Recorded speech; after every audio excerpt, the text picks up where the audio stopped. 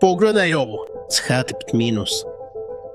Koja je vera širom sveta imala najveći uticaj na odvajanje religije od vlade, odvajanje crkve od države. Koja je vera bila u stanju da ljudima pruži slobodu da veruju u ono što vide. Vera koja je imala najveći uticaj širom sveta u promociji odvajanja crkve od države i slobode individualnog verovanja jeste baptistička tradicija unutar hrišćanstva. Evo zašto. Baptisti i odvajanje crkve od države. Baptisti su dosledno insistirali da vera mora biti dobrovoljna, nikada prisilna od strane države. Protivili su se državnim crkvama, bilo da su katoličke, pravoslavne, anglikanske, luteranske ili reformisane, tvrdeći da nijedna vlada nema autoritet nad savješću osobe pred Bogom. Čvrsto su stajali u stavu da religija nikada ne smije biti korišćena kao sredstvo političke kontrole ili kulturnog konformizma. Ključni istorijski uticaj. Roger Williams, poznat baptistički glas, osnovao je Rhode Island kao prvo mesto u Americi sa potpunom verskom slobodom za sve, uključujući Jevreje, katolike, muslimane, pa čak i ateiste. Njegovi spisi su duboko uticali na osnivače Sjedinjenih Država. Smelo je izjavio, prisilno bogosluženje smrdi u Božjim nozdrvama.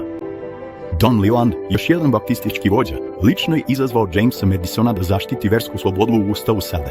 Rezultat? Prvi amandman, koji garantuje da Kongres neće donositi zakon o uspostavljanju religije ili zabranjivati slobodno upražnjavanje iste. Baptisti su jasno stavili do znanja da vlada nema pravo da nameće verovanje ili kažnjava neistomišljenike. Globalni uticaj. Ovi baptistički principi pomogli su da se oblikuje američki model verske slobode, koji je postao uzor za moderne demokratije širom sveta. Zemlje kao što su Južna Koreja, delovi Afrike i postkomunistička Evropa usvojile su ideje zasnovane na baptističkoj misli kroz misionarske napore, obrazovanje i uticaj na ustave. Minus. Osnovna uverenja, sloboda duše. Baptisti su uvek zastupali slobodu duše, uverenje da je svaki pojedinac odgovoran samo Bogu i da mora slobodno da izabere svoju veru. Ova ideja odbacuje sve oblike prisilne religije i zahteva da vera ostane lična, dobrovoljna i zaštićena od državnog mešanja. Završna misao. Nijedna druga verska tradicija nije doslednije, globalno i hrabrije branila pravo na verovanje ili neverovanje od baptista. Njihovo nasljeđe nije samo teološko. To je političko, društveno i temeljno za slobode koje mnogi danas uživaju.